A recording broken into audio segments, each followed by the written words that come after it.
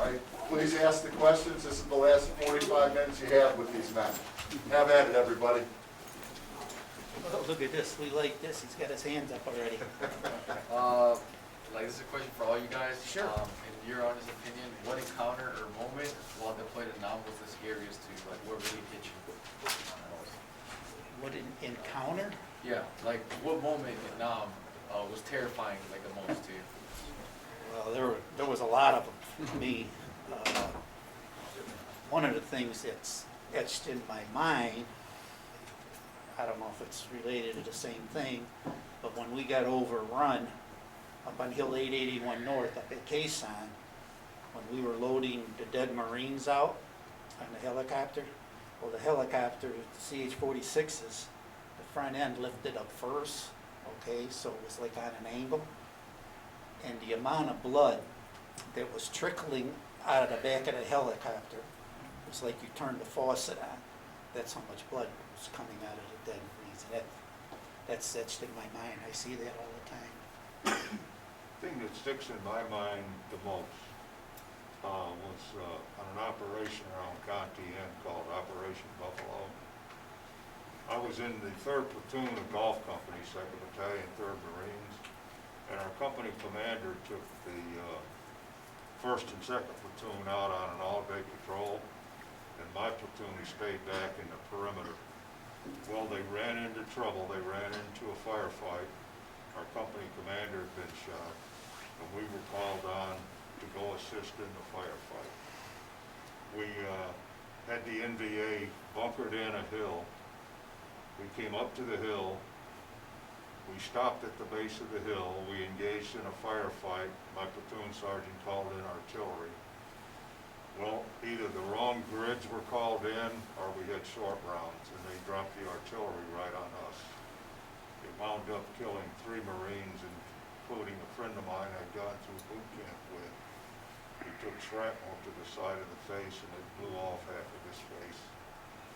And we were pinned down by our own artillery, and the NVA were sniping at us from their bunkers. And I really thought I was gonna die by our own artillery. That's the most that sticks out in my mind as far as the actual personal images of the war goes.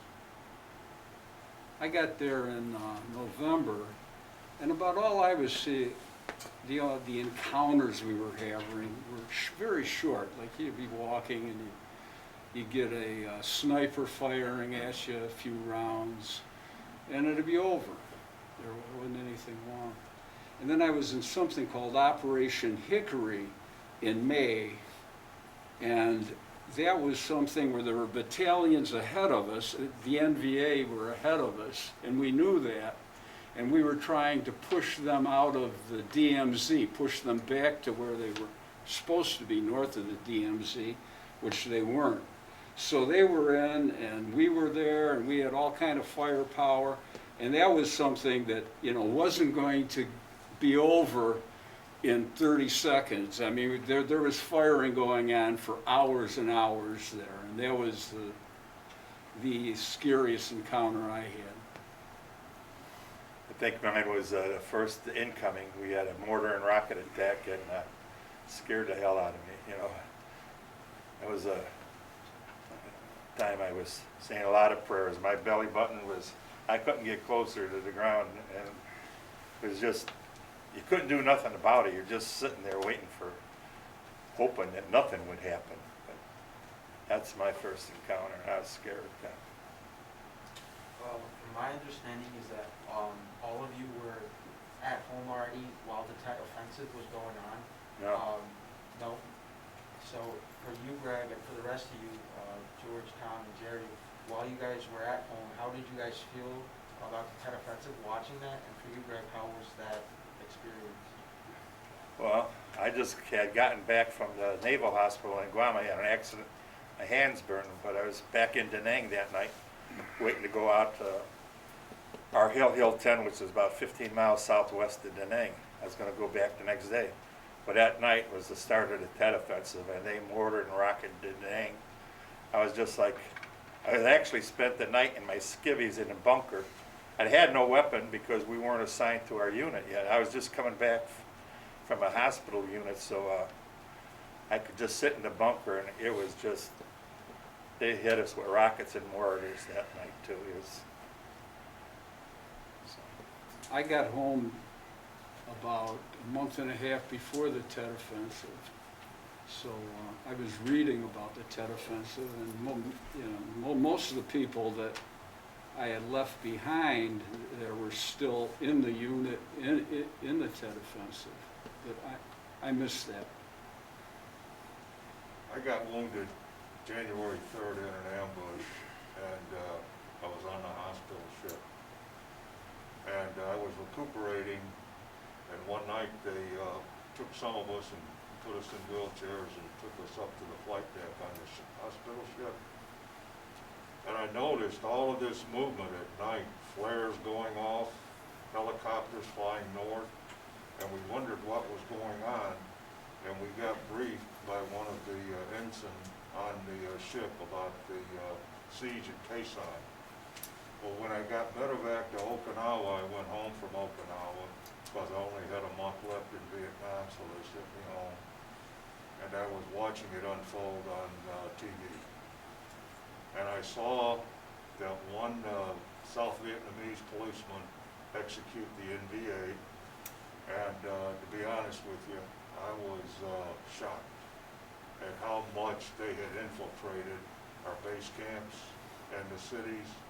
And yeah, I was really, really concerned that it was gonna break out into even more of an all-out war. So I saw the whole thing on TV for a while. I was rotated home, I was back at Camp Lejeune, and after watching that, I felt sorry for those Marines in a way with that house-to-house fighting, and I'm very thankful I wasn't part of that. I would have much rather been fighting in the jungles in Rice Paddy than in that house-to-house fighting.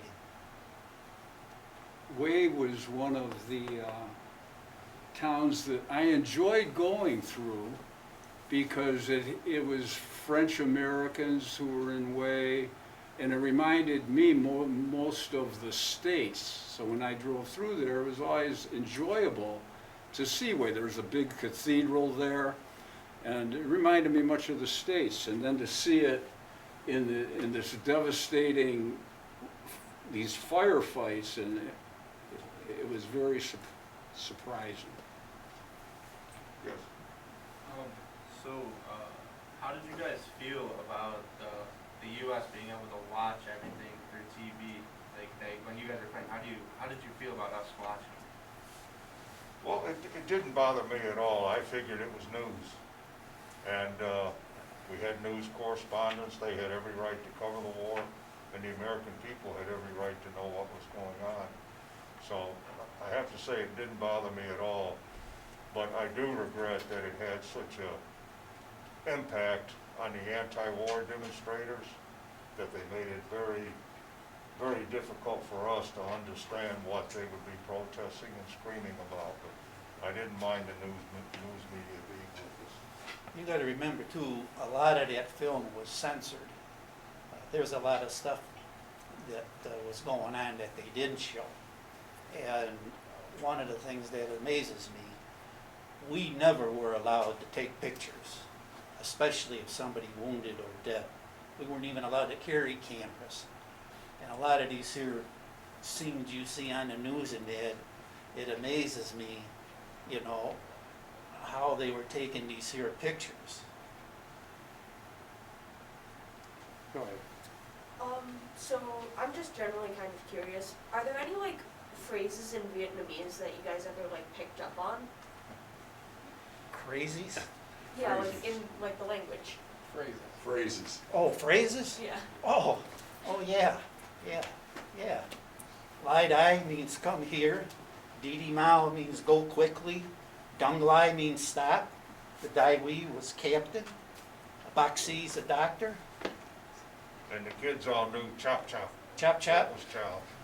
Number 10, number Number 1. 10 Number is 10, The you were worst, and Dinky number Down. 1 was best. the Number best. 1, you're good. Dinky Dow was a crazy person. That's these guys, dinky down. Yes. What would you say to someone like me who's interested in enlisting in the Marines myself?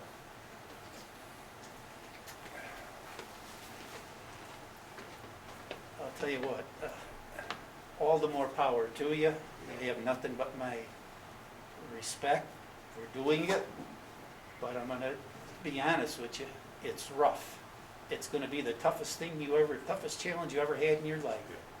And if you make it through, God bless you. It will be what George said, it's a tough challenge, but I have to be frank with you, when I came out of high school, I didn't have the grades to go to college, I didn't have the money to go to college. I loved to play ball, but I wasn't offered a scholarship of any kind. So when I came back from Vietnam, I went to Camp Lejeune, and I had great duty. I got 2 meritorious promotions, 1 to corporal, 1 to sergeant. I toured the Caribbean area on the Caribbean cruise as a Guantanamo Bay Security Force detail. I was a platoon sergeant for a new group of infantry trainees getting ready to go to Vietnam. So I grew up a lot, and it turned out to be the best experience I ever had, because when I got out, I was more rounded, and I went to night school 3 nights a week while I was delivering mail during the day at working at the Lockport Post Office. And had I not been in the Marine Corps, I don't believe any of that would ever happen, because it was an education for me. Did you have a question? I think we bypassed you. What has been the most emotional thing that each of you have dealt with from Vietnam? The most emotional? Yeah, You mean over there? either. Well, probably the Marines that I was close with, they got killed on 8881, you know, especially loading their bodies on a helicopter, knowing you're never going to see them again. When we were at 881, on our first encounter to Assault Hill 881, the 3rd platoon, which was my platoon, was the point platoon. And we were on a narrow trail, very wooded, came through a clearing, and the 2nd squad was the point squad.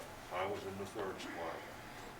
They came through the clearing, and about 50, 60 yards away was a knoll, a clump of trees. They took an ambush from that hill. Every person in the squad was either killed or wounded. My job was to go out and rescue wounded. I was one of the 3 guys that did that, Tom Porter and Louis Ocampo. And we rescued 3 wounded Marines.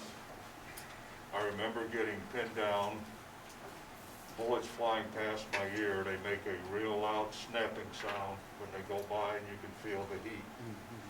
I remember telling myself, don't get pinned down, thinking about what I was told in boot camp. I rolled, I ran zigzag, we rescued 3 Marines, we got them back to our lines, and then the platoon commander was pulling back to the lines with the rest of the group from the 1st squad. He motioned us back to the lines. And on the way back, one of the guys that we had rescued died on the trail. He had been shot through the jaw. And I just remember those rescue attempts and him moaning and groaning on the way back to the trail. Young kid from Chicago, our radio operator. And years later, when they had the Welcome Home Parade at Chicago, 1986, I called his father, told him who I was, told him I knew his son, and talked to him. And that was pretty emotional. I never forgot that day. You know, yesterday someone asked a question about never leaving our dead behind. You asked it. I want to share a story with you. We were on Operation Hickory, and we got new replacements because we were taking a lot of casualties. And we got this new kid in, Corporal Jennings from Texas, and he wanted to prove how brave he us, and he wanted to walk point. Everybody was telling him, you're crazy, you don't want to walk point. But they let him walk point. He's about 25 feet in front of us going down this path. And he walked into, or I should say, he probably sprung the ambush, because the NVA was set up to get us in an ambush. Well, he got killed. The lead was flying, we were returning fire, we couldn't call in artillery, we couldn't call in gunships because we were too close to the NVA. So it was just basically shooting, machine guns, rifle, hand grenades, etc., etc. We could not get his body. We pulled back for the night and didn't retrieve his body till the next day. And George, I'm going to interject for 1 second. If you could share with the kids what it's like to pick up a body. Yes. And we talk about that. Yeah. Bravo 19 was up at Quezon in the hills, and their platoon got slaughtered. We were coming up into the hills, and their survivors were walking down, and they looked like zombies. Nobody said, we were just like, wow, what are we getting into? I mean, but they left, I want to say 6 or 7 dead Marines behind. They were missing in action. A couple days later, we stumbled on them. We found them. The bodies were bloated, I mean bloated, completely black. You could not pick them up because the flesh was falling off of the bones. You could see where the rats were biting on them. You literally had to lay a poncho on the ground and use branches and push the bodies onto the poncho. The stench was so bad, it stayed with you all day long. And luckily, it rained that night, and we stayed out in the rain. And that's one of the worst things I ever had encountered over there, was finding these MIAs. But, you know, thank God we found them, and they were flown back to the States and given proper burial. When I was, the question was, you know, do we ever leave Marines behind? We had this thing where we didn't even leave a rifle behind. One day we were out on a patrol, and the fellow who was right next to me, there was some sniper fire, and we all ducked down, but it was far away, and then the next thing I knew, the guy fell into a rice paddy. He got shot right through the neck by a sniper. And we were in a hurry to get out of there, obviously, because this guy was accurate. So we left, and then they found out that nobody had brought his rifle back. So the next day, the platoon went out, and the lieutenant got killed by a sniper trying to find this M14 on the rice paddy, which is, I don't know how important one weapon is, I'd read. So, yeah, that's my story. I had a friend, his name was Dyerson, and I had heard he got shot. I went over to his hooch when the squad got back, and I asked, where's Dyerson? His rack was right here, and there's a guy cleaning his rifle right next to him. I never forgot this, because I said, where's Dyerson? And this is the guy he's sitting next to him, bunked right next to him, probably a good buddy. And he never even stopped cleaning his rifle. He said he's dead. He's just dead. And that was it. It was just like if I asked him for a cigarette or something. And it was just like, he's dead? And that's all he could say. You know, they mentioned this the other day. You didn't want to get close to some other people because when you lose them, it hurt that much more. That's it. Yes. How did you feel about the music for the time, especially the Antiwar music? anti-war music. The music, Yeah. And the To be hon- anti-war music especially. to be Could honest you with repeat you, the question? never heard that much music. Never heard that much music. I will tell you this though, when we went back to the ship, and it was only like for maybe one night or one day, I don't think we stayed more than 2 days, did we, Tom? Yep, at the most. Anyway, at night, and I didn't agree with this, they used to play music, and you'd hear a lot of Marines sniffling. Because you're thinking about home, and I used to think, and I used to tell my guys, you know, you better be thinking about where we're going tomorrow and what you gotta do, et cetera, et cetera. Don't be thinking about what you're missing back home and what's going on. But that's just my personal opinion. Jerry, the question was, what'd you think of the music of the era and the anti-war music? I guess I couldn't hear that well, I didn't hear the lyrics. So I didn't know what the anti-war lyric was.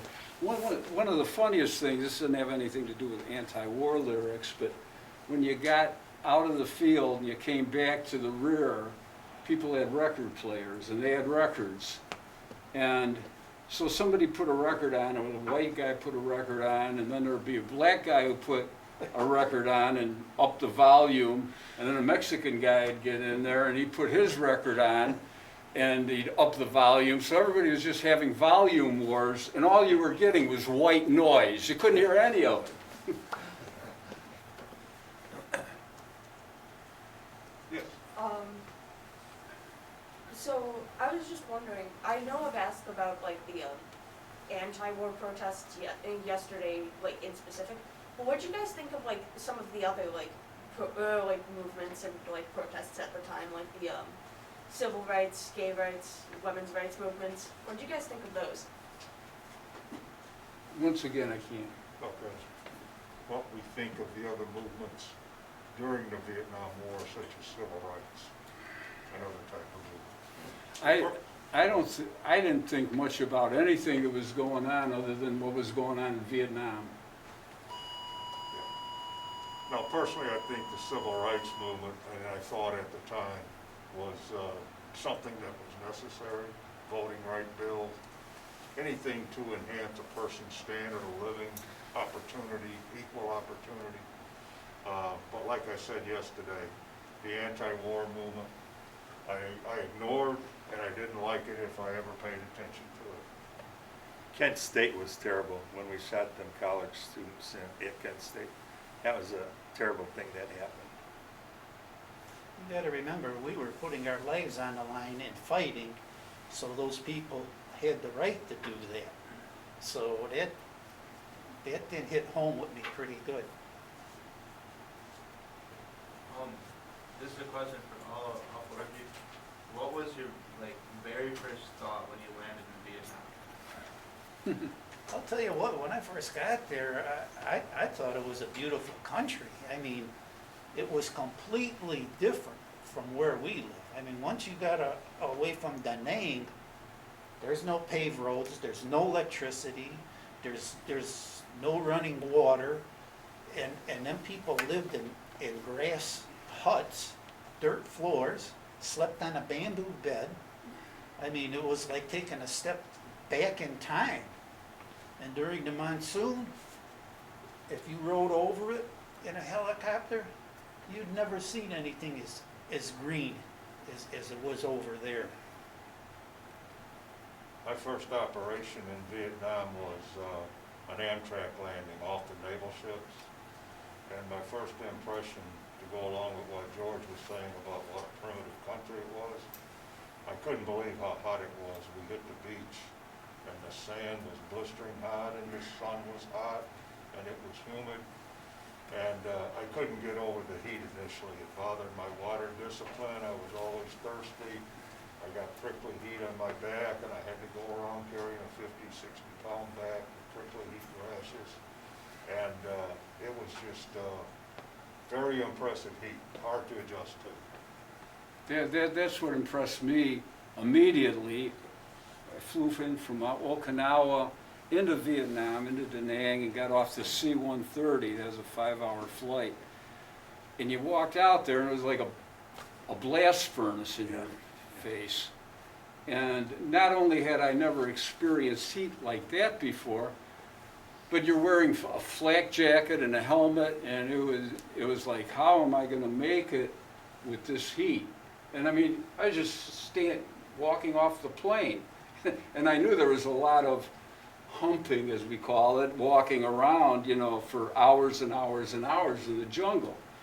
And I'd say, holy Christ, you know, I don't even like getting off the plane, let alone walking for hours in this heat. To me, it was the heat also, but it smelled like sour milk and dust in your air as you're taking it in, and it was just like, this is what I have to put up with for the rest of the time. I mean, the smell and the odor was just, that was the easy part, I guess. Did you had your hand up before? You did ask your question. Was there any point during your service that you thought the U.S. was going to lose the war? No. No, I didn't. No, same here. Because of the firepower we had, no, I didn't. I thought the same thing. I thought for sure, just a matter of time, we'll win the war. Yeah. Are there still things from the war that you've never talked about to anyone? Repeat that, please. Are there still things from the war that you've never talked about to anyone? Are there things about the war that you haven't talked about to anyone? Yeah, I would say there is. It's like a secret deep inside me, and I probably never will. I don't think there is.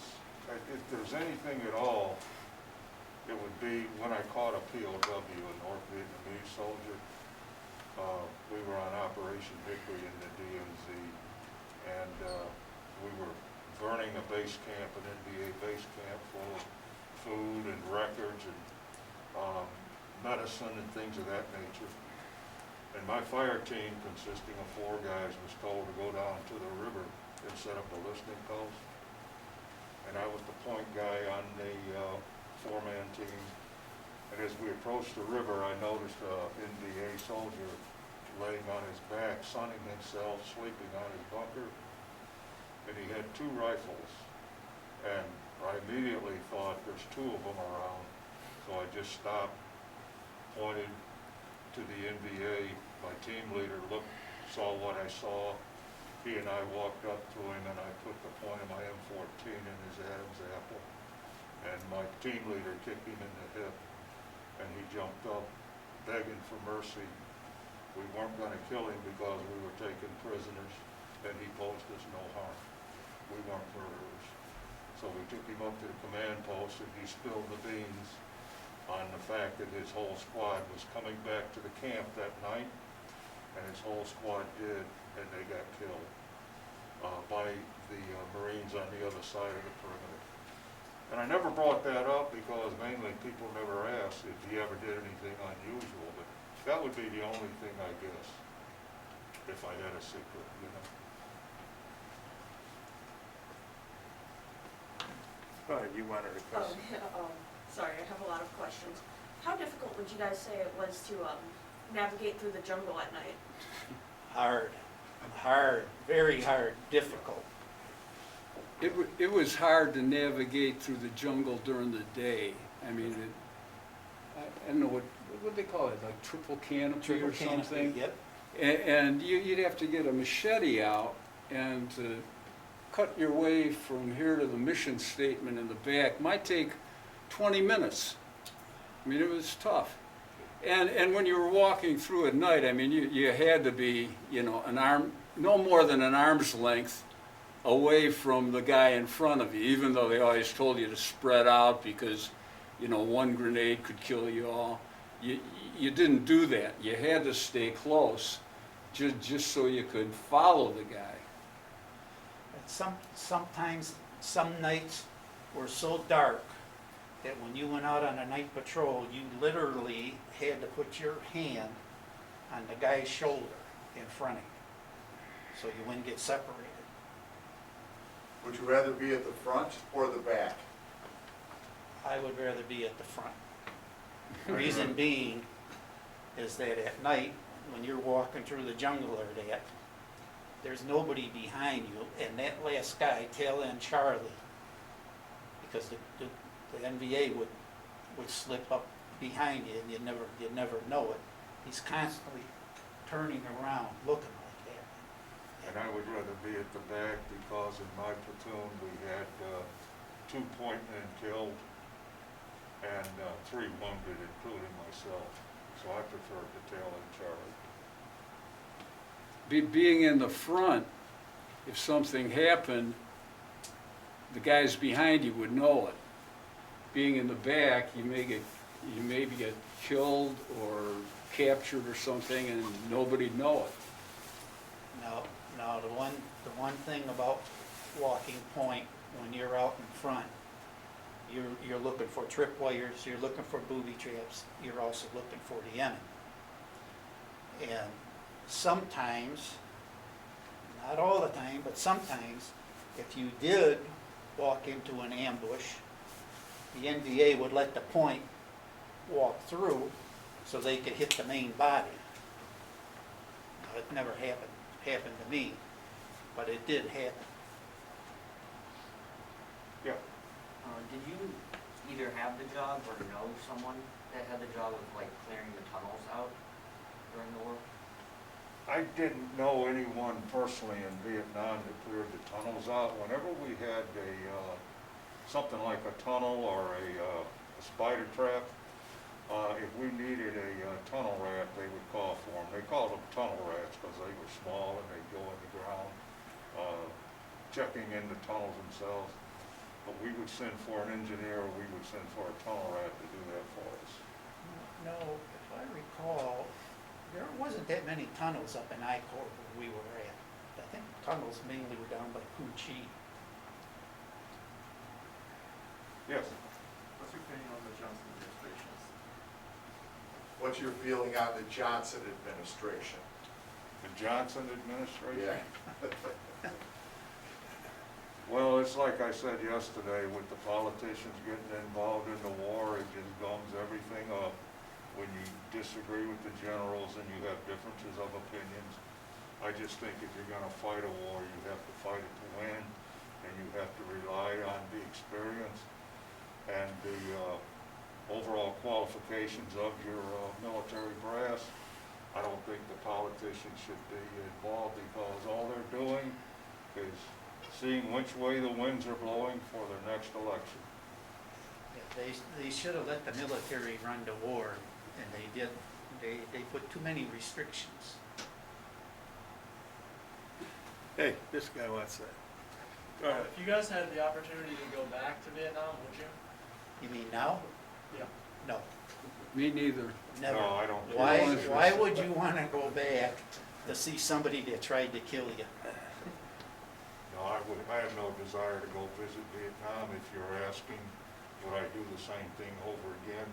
At that age, I would. Yeah, that would be a second part of the question. Would you do it again? Yes. Absolutely.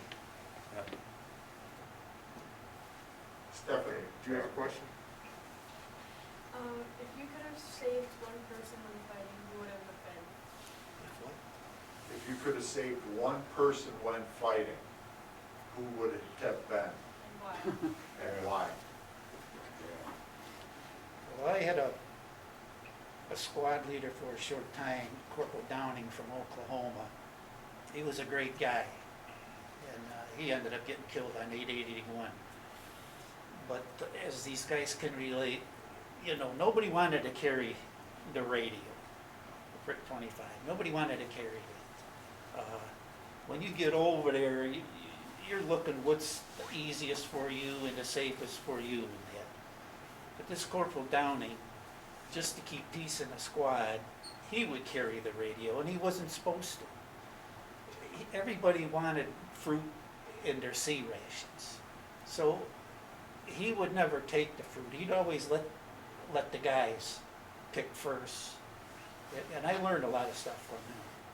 And so he would take like the ham and limas, because nobody wanted ham and limas. That's the way he was. He ended up getting killed, and I think he got the Silver Star up there on 881. But he was definitely a good guy. I'll answer that by telling you this story. He didn't die in Vietnam, but a good friend of mine in North Carolina. The night I got ambushed, he was part of a squad that came out to reinforce us. And they finished the night patrol we were supposed to be on. I got medevac, and his squad was told to stop at the ambush site and pick up the loose gear. Well, somebody tripped a landmine at the ambush site. A young African-American Marine took shrapnel in the throat. He was dying on the battlefield. My friend tried desperately to save his life. He knelt on a landmine. He blew his leg off on the battlefield, his left leg above the knee. He is still alive in North Carolina, but he has had so many surgeries and so much physical pain and so much mental anguish that he's had 2 massive heart attacks, one of them November 3rd. And the doctors told him there's nothing more they can do for him. They can't do surgery because he has no veins in his legs to strip. They can't strip them from the arms because they said we don't believe he'd ever survive the surgery. So if there's one life that I think I would save, it's his, because he was my best foxhole friend. And he knows right now any step he takes could be his last. He's bedridden, he's under hospice care, and he's suffering again.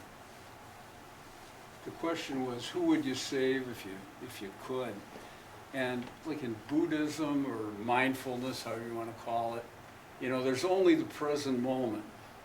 And you don't think back, you don't think forward, you just think about then, you know, the present moment, and you'd save whoever needed to be saved.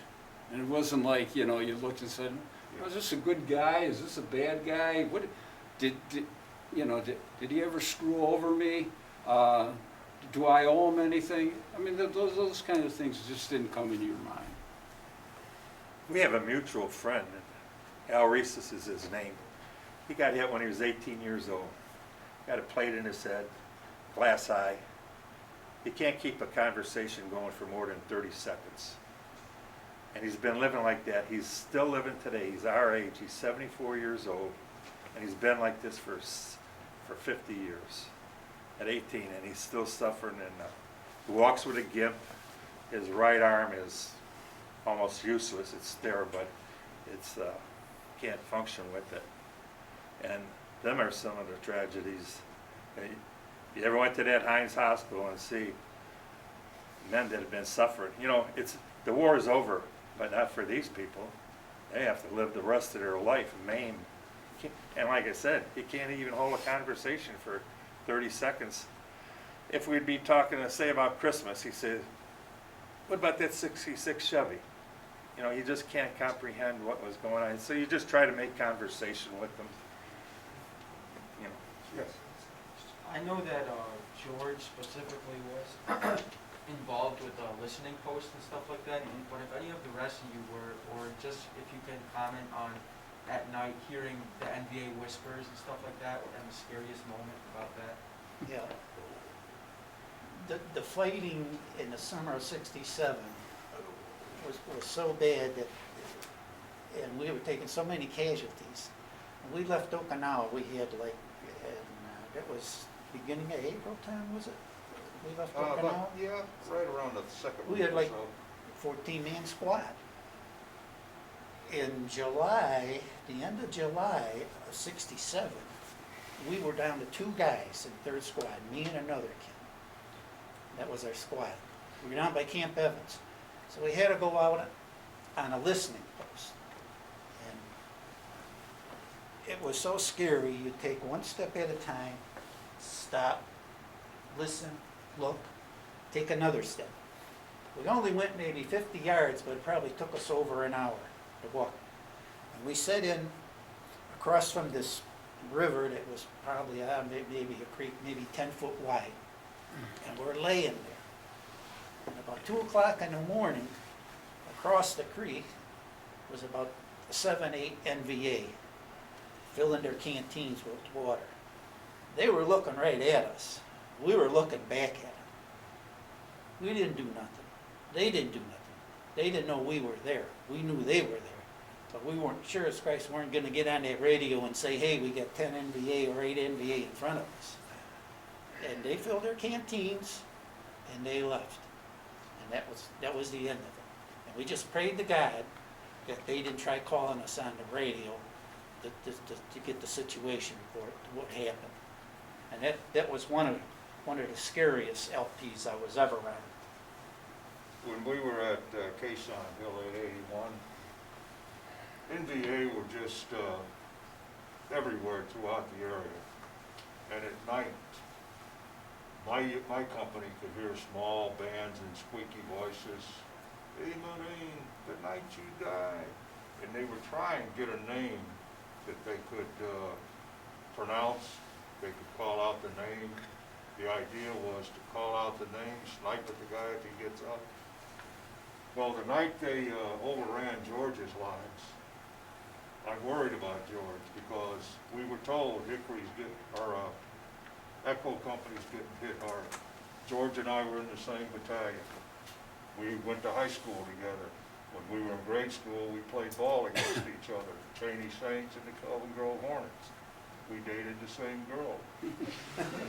And yeah, it was kind of funny because I was talking to her one night and she was telling me, I'm a nice looking guy, you're a good looking guy. And I said, well, if that's the case, how come you're dating George too? And she said, well, he's got the money. But what happened there was her mother told her, you don't want to date a good-looking guy, a guy that's got the money. Find a guy that's got both. So she did. But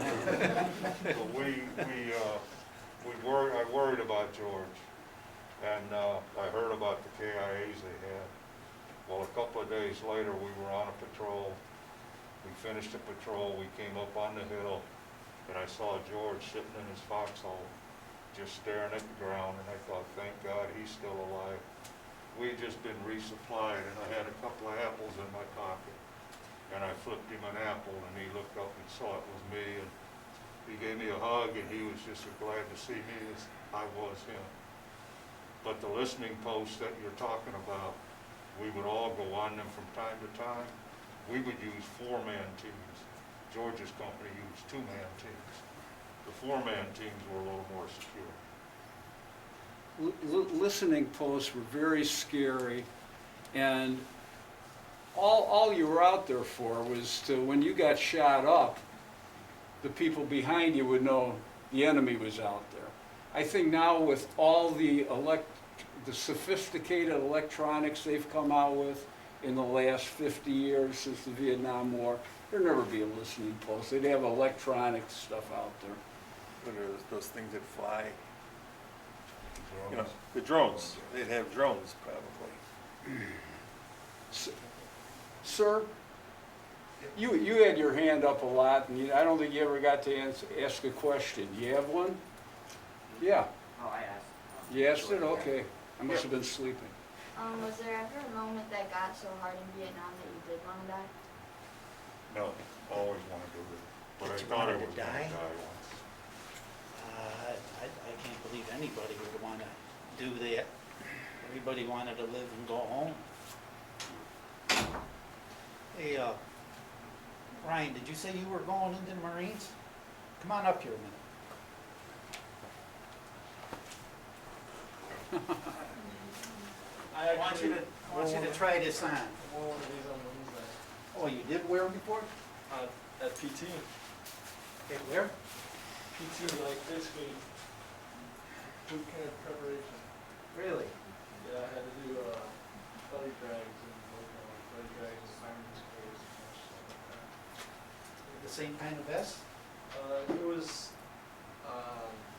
the plates in it were not solid. Hey, you put that helmet on, you can tell your grandpa now that you would have tried the same thing. Get on that video, he did. Ryan. Get on video here. So you got something in common with your grandpa. Looks good. Hannah, can you come up front, please, real quick? Get the black jacket from Hannah. Also, the ones that we use were Velcro, not zipper. You're on TV. That's all right, you can smile too. Awesome. Look like a Marine.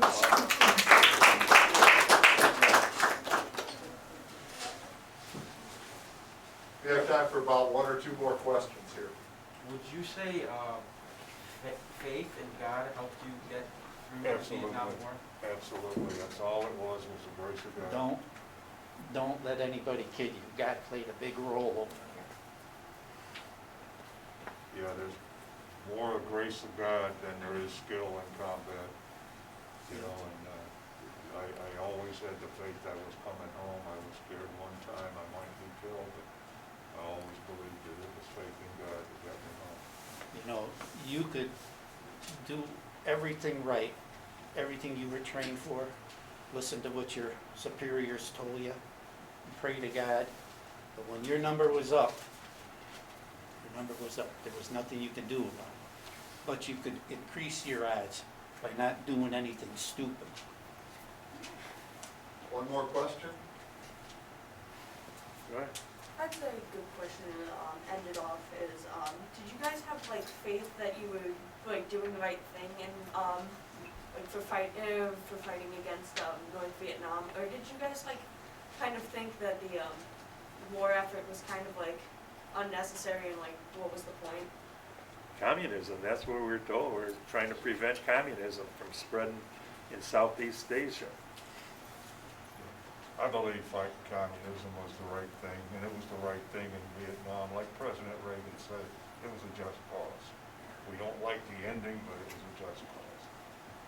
I was just a young 18-year-old kid that I looked forward to it for the excitement and the adventure, to see what it was like. I mean, I had relatives in World War II, etc., and hear their stories and that. And I had an older brother that was in Cuba. And I had a brother that was in Vietnam before me, and I wanted to see what it was all like. The bell's gonna ring here pretty quick. Round of applause. You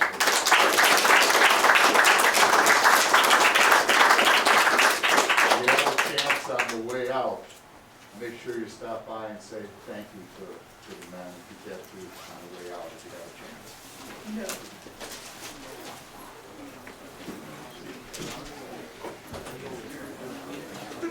Good class, good question.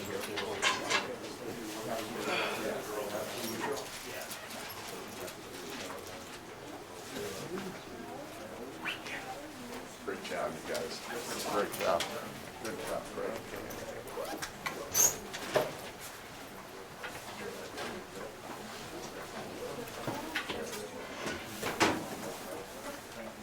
Thanks for your questions. Of course. Thank you. Thank you. Seriously, cannot. Good luck, good luck. Thank you. Thank you. Thank you. 67. Semper Fi. Always freedom. Semper Fi. Semper Fi. Thank you. Good luck. We got that. Thank you very much. Thank you. Thank you. Thank you Thank you very much. Semper Fi. You know what I want you to do? Semper Fi. Shannon? Just, you're with Semper your Fi size, is I always want you to faithful. feel that. That's the reason yeah. we're on it. Semper Fi. Thank God. Stories get old, huh? Yeah. That's your 110 series. I've done that all day. And they're our right hand, they're the people that take care of us. I'll tell you, I an accident where my hands were burnt, but Doc Rosie was his name, and he made me, Thank you for being put in my the hands in football his ice squad. bucket, and it probably saved me from all my muscle loss. I didn't get to play But this he year. ended up getting killed, they I got didn't get to play overran. this year. And when they get overran. I got a job over the summer and I couldn't See keep the up. silhouettes at night, everybody's. The economics of the thing, huh? Yeah, made some good money. Helping other people. It's a great thing, you can succeed in that, I mean, sports workers, they're high levels, they're respected by all of us. The newer one. Yeah, so, I, one time I was